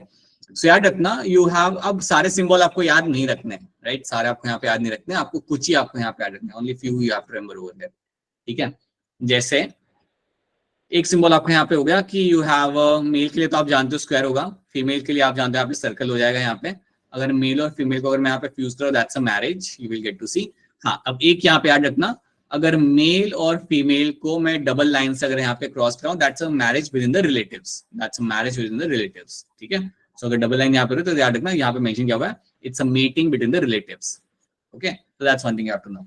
उसके बाद एक चीज आप यहाँ पे याद रखना कि अगर आपका यहाँ पे कोई भी, अगर हम यहाँ पे कलरेशन वहां पे डाल रहे हैं, if we are writing box and we are writing the colouration over here, then that is going to be your particular like affected person, मतलब इसको यहाँ पे डिजीज आपको यहाँ पे देखने के लिए आपको यहाँ पे मिल जाएगा। ठीक है? अगर मैं यहाँ पे कोई मार्किंग नहीं कर रहा, दैट्स अ अनअफेक्टेड पर्सन। अगर मैं यहाँ पे सिर्फ बॉक्स लगा रहा हूँ और कोई लिख नहीं रहा वहां पे, दैट्स अ, इसमें कोई बीमारी नहीं है, it is a unaffected person over here. ठीक है? देन अलॉन्ग विद दैट एक और यहाँ पे पॉइंट याद रख लेना, if you have this condition कि बीच में डॉट लिखा हुआ है, अगर आपको पेडिग्री के अंदर बीच में डॉट दिखता है, देन याद रखना they are trying to tell you that that person is going to be a carrier, that person over here is going to be a carrier. इतनी ही चीजें आपको यहाँ पे याद रखनी, बाकी दे हैव अ फैमिली, वो वर्टिकल लाइन से आपको पता चल जाता है, इतनी चीज याद रखनी है। बाकी सारे साइंस आपको यहाँ पे याद नहीं रखने, स्टिल बर्थ बॉर्न या सेक्स अनस्पेसिफाइड, ये सब आपको कभी पूछा नहीं जाएगा, you won't find this question coming. So इतनी ही बात आपको यहाँ पे याद रखनी है। नाउ अब आपकी बीमारियां या आपके किस टाइप के इनहेरिटेंस पैटर्न आपको मिलते हैं, you will have something like autosomal recessive inheritance, जो हम पढ़ चुके हैं। इसका एग्जांपल क्या होगा? कोई मुझे एग्जांपल दे, what is the example of my autosomal recessive condition? Sickle cell anaemia, sickle cell anaemia, बहुत बढ़िया। इवन योर सिस्टिक फाइब्रोसिस आपका यहाँ पे हो जाएगा, cystic fibrosis, and phenylketonuria, right? So PKU में यहाँ पे एग्जांपल एक लिख लेता हूँ यहाँ पे। उसके साथ हीमोफीलिया। क्या बेटा, हीमोफीलिया कैसे आएगा ऑटोसोमल रिसेसिव के अंदर? इनके मार्क्स ओ यस सर, यस सर। देने याद दिलाना मुझे अगली क्लास में। So hemophilia will be my sex linked one always, right? So PKU आपको हो गया यहाँ पे, cystic fibrosis आपके यहाँ पे हो गया, sickle cell anemia आपके यहाँ पे हो गया, they can be the autosomal recessive condition. अब ऑटोसोमल रिसेसिव में होता क्या है ना, अब आपको मैं थोड़ा सा यहाँ पे हिंट दूंगा, एग्जाम्पल दूंगा ताकि आप समझ पाए। यू कैन फाइंड कि आपके पेरेंट्स यहाँ पे अनअफेक्टेड हैं and you can still have a affected baby. तो पेरेंट्स आपके यहाँ पे अनअफेक्टेड आपके यहाँ पे होंगे, but you can still have affected children आपके यहाँ पे मिल सकते हैं। समझो आपके यहाँ पे एक लड़का एक लड़की है, तो आपको क्या मिल सकते हैं यहाँ पे होते हुए, you can have affected baby, right, you can have affected children. अब यहाँ पे आपको कुछ पॉइंट्स यहाँ पे याद रखने हैं। पहली चीज, traits don't often skip the generation, traits आपका जनरेशन स्किप करते हैं। अब मेरी बात यहाँ पे समझो, पहला जो है यहाँ पे दैट्स जनरेशन नंबर 1, ये है मेरा यहाँ पे जनरेशन नंबर 1, ये है मेरा यहाँ पे जनरेशन नंबर 2। अगर इस लड़की के मैं किसी लड़के से यहाँ पे बाद में मैरिज अगर हो रही है यहाँ पे एंड देन इसके भी यहाँ पे बेबीज होंगे, सो इनकी भी समझो 2 लड़कियां यहाँ पे होती है, so that is going to be a generation number 3, ये मेरी यहाँ पे जनरेशन 3 हो जाएगी। ओके, याद रखना अगर कोई ऑटोसोमल रिसेसिव इनहेरिटेंस है तो वहां पे जनरेशन जनरली स्किप होता है। मतलब पता है क्या मिलेगा आपको यहाँ पे देखने के लिए, कि जनरेशन 1 में कोई बीमारी है नहीं, लेकिन जनरेशन 2 के अंदर आपको यहाँ पे बीमारी दिख रही है, राइट, ऐसा कहीं पे भी हो सकता है। So you often find skipping of generation. So पहले जनरेशन में कोई बीमारी आपको यहाँ पे दिखी नहीं, बट आपके सेकंड जनरेशन में आपको यहाँ पे बीमारी आपको दिख रही है, राइट, और थर्ड में भी हो सकती है, बट याद रखना स्किपिंग ऑफ जनरेशन आपको यहाँ पे होते हुए मिल सकता है। समझो यहाँ पे आपको कुछ नहीं दिख रहा, बट यहाँ पे आपकी जो गर्ल है यहाँ पे ये अफेक्टेड है, both of the daughters affected, so I can say यहाँ पे भी आपका जनरेशन स्किप हुआ, राइट, 2 में कुछ नहीं था लेकिन 3 में आपको देखने के लिए आपको यहाँ पे मिल गया। तो skipping of generation is something which is seen in the autosomal recessive inheritance के अंदर, ये बात आपको यहाँ पे याद रखनी है, राइट। सेकेंड चीज, क्योंकि ये ऑटोसोमल है तो यहाँ पे मेल और फीमेल के बीच में भेदभाव नहीं होता, दोनों को इक्वली बीमारी ये हो सकती है। So almost equal number of male and females are getting affected. अगर आपको कोई पेडिग्री चार्ट दिखता है उसमें आपको दिख रहा है कि सिर्फ मेल से अफेक्टेड है या सिर्फ फीमेल से अफेक्टेड है, then that's a sex link condition. But अगर आपको यहाँ पे दिख रहा है कि commonly male and female equally affected आपको यहाँ पे मिल जाएंगे, then that is going to be a autosomal condition, right. तो ये पॉइंट्स याद रखना, ठीक है, पहला पॉइंट याद रखना, सेकंड पॉइंट याद रखना। Third point, if both the parents are affected all children are going to be affected। अगर दोनों ही पेरेंट्स अफेक्टेड हुए तो सारे के सारे चिल्ड्रन आपके यहाँ पे अफेक्टेड होंगे। अब आप इस स्टेटमेंट को यहाँ पे समझो। पहले मैंने आपको क्या बोला कि you can have unaffected parents and you can have affected children. देखो यहाँ पे लिखा हुआ है most affected individuals have unaffected parents. अब ये बात को समझो, कैसे अगर पेरेंट्स अनअफेक्टेड हुए तो कैसे इनके बेबीज अफेक्टेड हो सकते हैं। अब मैं यहाँ पे आपको बताऊंगा। ये जो मेरी कंडीशन है यहाँ पे, यही मेरी ऑटोसोमल रिसेसिव कंडीशन को हम यहाँ पे सीख रहे हैं। तो यहाँ पे बीमारी होगी कब, अब सुनो मेरी बात ध्यान से। If you have capital A that is a normal condition, तो बीमारी नहीं है, so you don't have a disease, so that's a normal person, right. If you have capital A small है, even then the person is going to be a normal, even उस condition के अंदर the person over here is going to be a normal. But अगर आपका case कुछ ऐसा है that if you have a small a condition, अगर आपके दोनों ही रिसेसिव एलील अगर आपके यहाँ पे हुए, then that person will be the affected one. ये पर्सन आपका यहाँ पे अफेक्टेड हो सकता है। तो याद रखना, अगर ऑटोसोमल रिसेसिव की बात करें हम लोग यहाँ पे, देन अगर स्मॉल ए हुआ या स्मॉल ए या अगर रिसेसिव एलील अगर आपके वहां पे हुए, तभी आपकी बीमारी आपको देखने के लिए मिलेगी।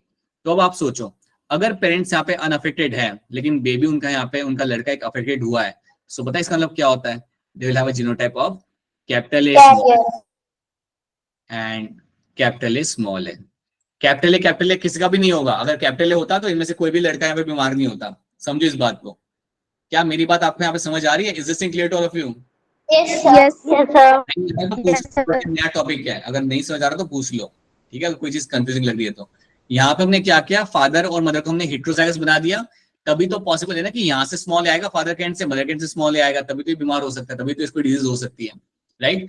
बाकी अगर आपका यहाँ पे लेट्स से अब ये लड़की है, अब मुझे बताओ ये लड़की यहाँ पे आई है, ये लड़की होमोजाइगस होगी या हेटेरोजाइगस होगी? Heterozygous. So that mean she will be capital A small है। अब हमने क्यों बोला कि लड़की यहाँ पे कैपिटल ए स्मॉल होगी? बिकॉज इसकी जो बेटी यहाँ पे हो रही है, this is going to be affected ना। यहाँ पे जो इसकी बेटी यहाँ पे है, the daughter she has is going to be small है। अगर वहां पे डॉटर स्मॉल है तो आप बताइए यहाँ पे जो फादर होगा, ये फादर का जीनोटाइप क्या होगा? हेटेरोजाइगस। क्या होगा जीनोटाइप यहाँ पे? Heterozygous. Genotype capital A small A, capital A small A, capital small है, बिकॉज फादर कैन से भी तो स्मॉल है यहाँ पे आएगा ना। तो ये चीज आपको यहाँ पे समझनी है that when you talk about autosomal recessive condition, तो आपको क्या क्या होते हुए आपको मिलेगा वहां पे? स्किपिंग ऑफ जनरेशन याद रखना आपको यहाँ पे, नॉर्मली इक्वली अफेक्ट करती है मेल फीमेल्स को, right. If both parents are affected, अगर दोनों पेरेंट्स अफेक्टेड हुए तो सारे ही बच्चों के अफेक्टेड होंगे, राइट। कोई चांस नहीं है फिर तो, अगर दोनों पेरेंट्स अफेक्टेड है तो all the parent babies are going to be affected. वो भी आप समझ सकते हो, अगर देखो सबके अंदर स्मॉल होता तभी तो ये लोग अफेक्टेड होते हैं। अगर सब अफेक्टेड होते पेरेंट्स तो कोई चांस ही नहीं है to have a baby with a normal gene, right. And most affected individuals will have unaffected parents, ये बात भूलना मत, ये इंपॉर्टेंट है। Most affected individuals will have unaffected parents. तो ये चीज, तो इसलिए पता है क्या होता है, जिस लड़के को सिस्टिक फाइब्रोसिस हुआ है, कई बार ऐसा होता है कि ना ही फादर को है ना ही मदर को है, ना ही फादर को सिस्टिक फाइब्रोसिस है ना ही मदर को है, बट बेबी को सिस्टिक फाइब्रोसिस हुआ।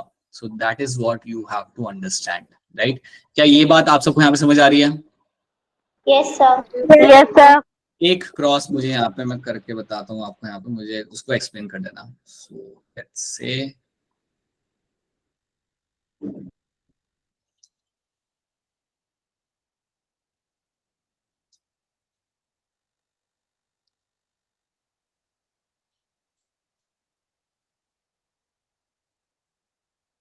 राइट, अब इसके अंदर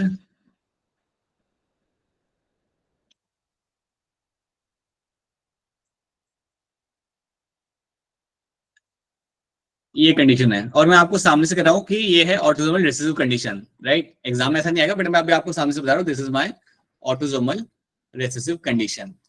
और ये आप सबसे पहले आप पहले ये बताओ कि इसमें जनरेशन आपको कितने देते हैं, how many generation you can C? 3 generation. 3 generation. 1 2 and 3, right. Yes. अब पहली जनरेशन में आपको यहाँ पे बीमारी नहीं दिख रही, दैट मींस यहाँ पे क्या हो रहा है, स्किपिंग हो रहा है या नहीं हो रहा, यस राइट। अगर स्किपिंग हो रहा है यहाँ पे तो बताओ मुझे कि मदर और फादर का यहाँ पे क्या होगा genotype? Capital A small A heterozygous.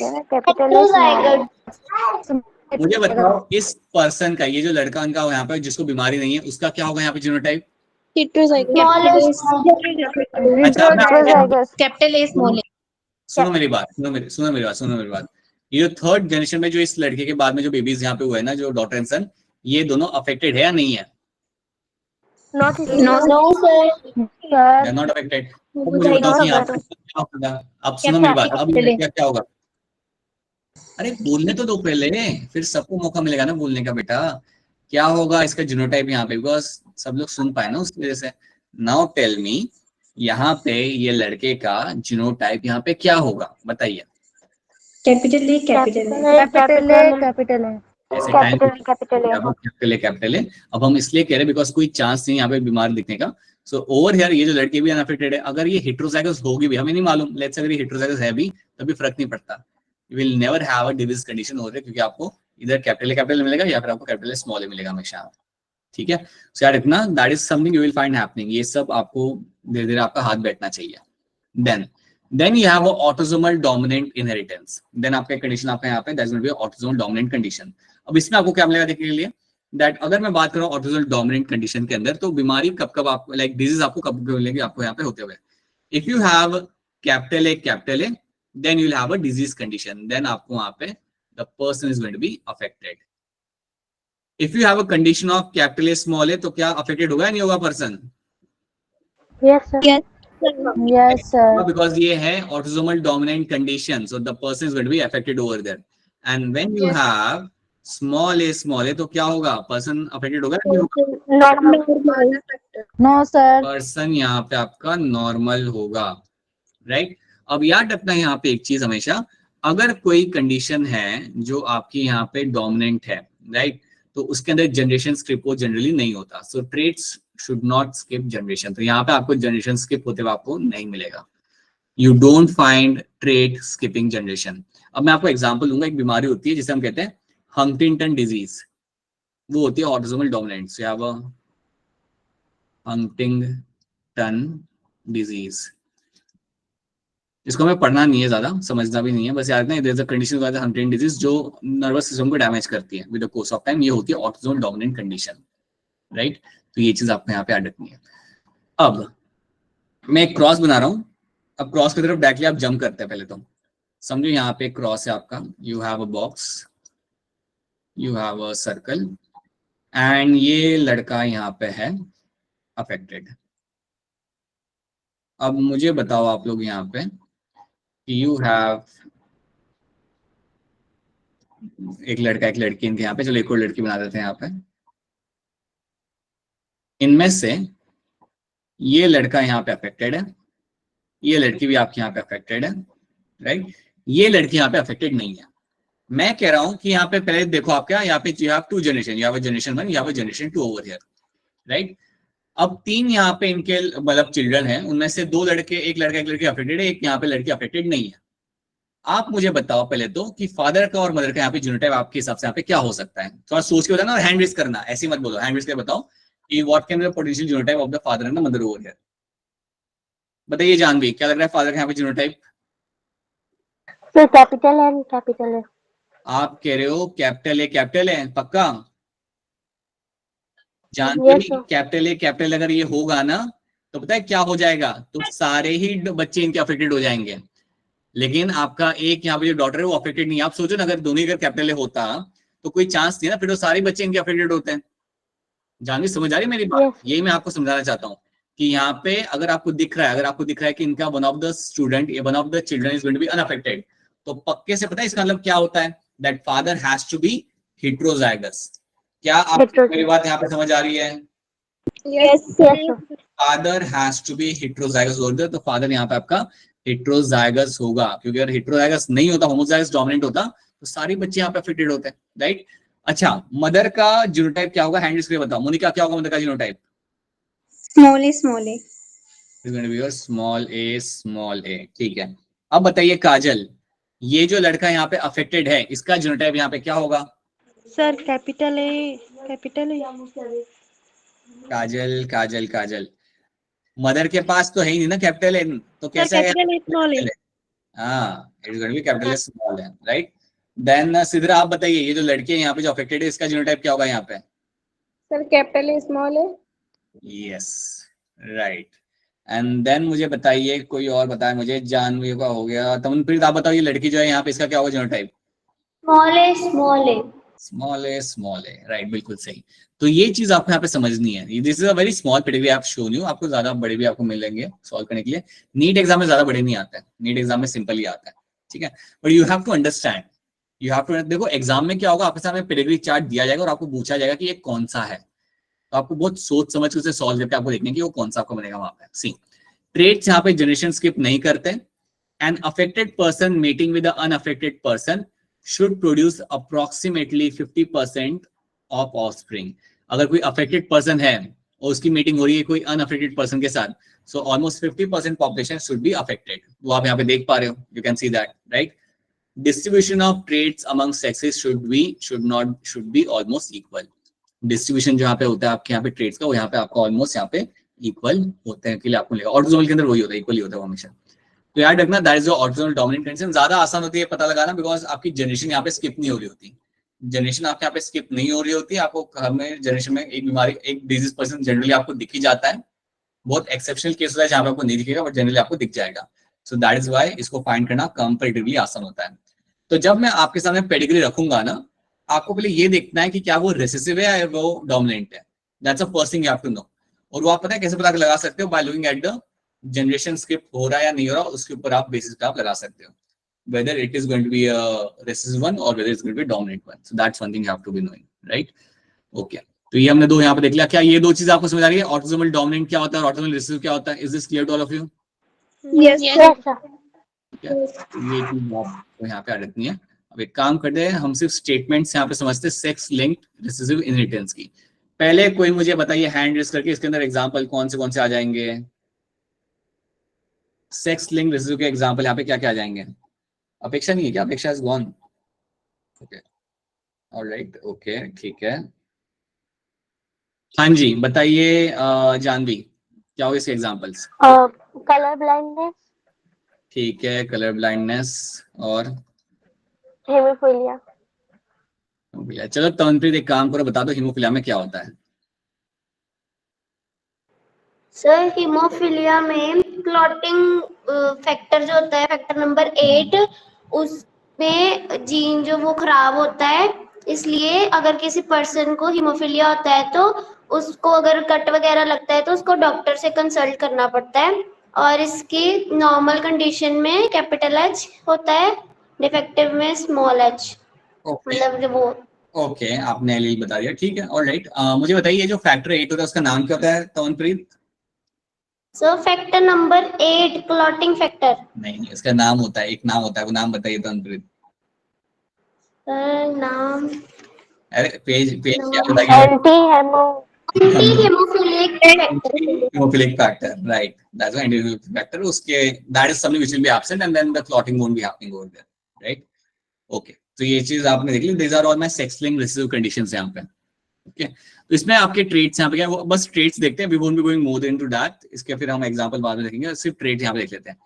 Most affected individuals are males. Mainly यहाँ पे आपके males affect होते हैं. ये बात तो हमने पढ़ी थी ना पहले भी कि color Yes. blindness और hemophila के अंदर males are the one who are getting mainly affected. That's something you know, right? Affected males result from the mother who are affected or who are known to be carrier. तो हमने ये भी देखा था कि अगर मदर अफेक्टेड हुई तो कोई चांस नहीं कि लड़का उसका अफेक्टेड नहीं होगा. याद है ना कलर ब्लाइंडनेस में हम लोग देखते थे कि अगर मदर अफेक्टेड हुई कलर ब्लाइंडनेस के साथ सारे लड़के उसके अफेक्टेड होंगे, right? So it is always coming from mother to son. Mother to son यहाँ पे आपका ट्रांसफर होता है, आपको मिल जाएगा. So affected males will result from the mothers who are affected. Then affected females come from the affected fathers.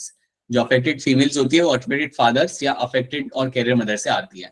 So females को तो दोनों साइड से चाहिए होता होगा. तो याद रखना अगर कोई लड़की है समझो, if there is a girl who is affected with hemophilia, समझो यहाँ पे एक लड़की, इनकी एक ही लड़की और उसे हिमोफिलिया यहाँ पे है, तो बाय डिफॉल्ट आपको समझ आना चाहिए कि फादर को तो हिमोफिलिया होगा ही होगा, तभी तो आ सकता है उसके पास. सो फादर के पास वहां पे स्मॉल एच होगा तभी तो उसके पास आएगा स्मॉल एच. और मदर यहाँ पे कैरियर हो सकती है. Mother can be a carrier और अफेक्टेड पर्सन, राइट? तो फादर तो वहां पे अफेक्टेड होगा ही होगा. क्या आपको मेरी बात समझ आ रही है या सब बाउंस हो जाए? Yes sir. राइट, या सब वेट कर रहे हो? Alright, so that is something we will find over here. ठीक है, the sons of the affected female should be affected. ये हम ऑलरेडी देख चुके हैं. तो एक काम करते हैं, हम यहाँ तक ही रखते हैं. Let's not go beyond this. यहाँ तक हम इस चीज को हम यहाँ पे रखते हैं. हमने सेक्स लिंक रिसीव के यहाँ पे ट्रेड्स देखे हुए, ट्रेड्स एक बार पढ़ लेना. जब नेक्स्ट टाइम मिलेंगे ना तो फटाफट इनके कुछ क्वेश्चन सॉल्व कर लेंगे. Will solve some questions over here and then will फटाफट इसको खत्म करेंगे, राइट? सो अगला लेक्चर आपका लास्ट लेक्चर होगा प्रिंसिपल ऑफ इनहेरिटेंस को लेकर, राइट? जहाँ पे हम थोड़ा रिवीजन भी कर लेंगे कुछ चीजों का और ये पार्ट को हम खत्म कर लेंगे, ठीक है? And then from then onwards will be doing the this thing, your molecular basis of inheritance. Again a very very very important chapter, miss मत करना. अच्छा, एक और चीज बताना चाहूंगा सबको कि अब आपके क्लास के टाइमिंग चेंज हो रहे हैं. कोई भी क्लास आई गेस आपका 5:30 से आपका नहीं हो रहा, right? You all have evening slots. So I would recommend सबको कि क्लास सब लोग क्लास अटेंड करें. काफी बच्चे ना सिर्फ एक क्लास पे लगा देते हैं. स्कूल उनका 5 बजे खत्म होता था, they were like rushing into the classes. So आराम से आइए 7 बजे, right? And then attend the classes over here, right? Just don't miss the classes. And अगले वीक से आपकी हर एक क्लास 75 मिनट्स की होगी. Okay, it won't be 90 minutes का class, 75 minutes का class, so we have to be very sharp in those 75 minutes. ठीक है? So even though आपको लग रहा है कि 7 से 10 तक क्लास चल रहा है, but it's only 1 hour 15 minutes which are spending with us. So let's make those 75 minutes count. ठीक है? I hope ये सब आपको यहाँ पे समझ आ रहा है मैं क्या कह रहा हूँ. I hope it's clear to all of you. Yes sir. yes sir. Okay. Now if you have any question, then please ask your question. अगर कोई सवाल आपके पास नहीं है, then yes, आपका लेक्चर हम यहाँ पे खत्म करते हैं. We'll catch you again on Monday and कल का टेस्ट अच्छे से देना. Something I've already told you multiple times. So Yes, और हाँ, sir. टेस्ट देने के बाद अपना स्कोर शेयर करना. Team Himachal and all of you. बाकी सब तो कर रही